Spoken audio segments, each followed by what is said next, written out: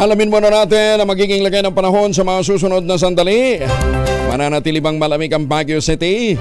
Alamin natin yan kay Rhea Torres mula sa Pag-asa. Ma'am Rhea, good morning.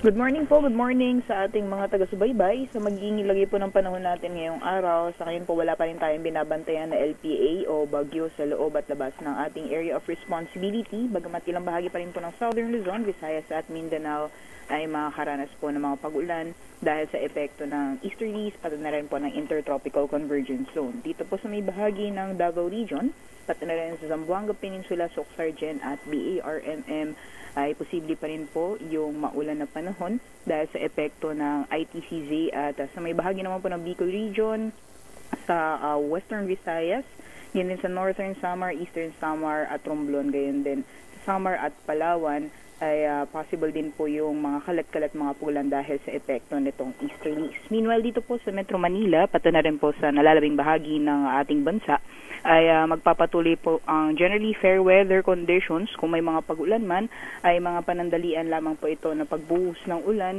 dulot po ng epekto ng mga thunderstorms at mga pag-ambon naman po sa bahagi ng Northern Luzon. At wala din po tayong gale warning sa ngayon or babala sa matataas na mga pag-alon, kaya malaya pa rin po makalayag ang ating mga kababayan, especially may mga malit na sakyang pandagat.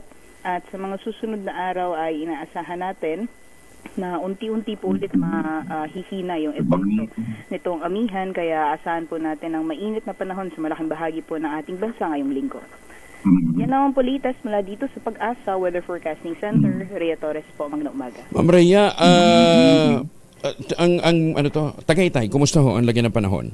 For Tagaytay naman po, maaliwalas naman po yung panahon. So mga possible lang po yung mga thunderstorms, and yung temperatures po natin, yung hindi po heat index, yung temperatures po natin nasa 20 to 31 degrees Celsius. So kahit papano ay may kalamigan pa naman.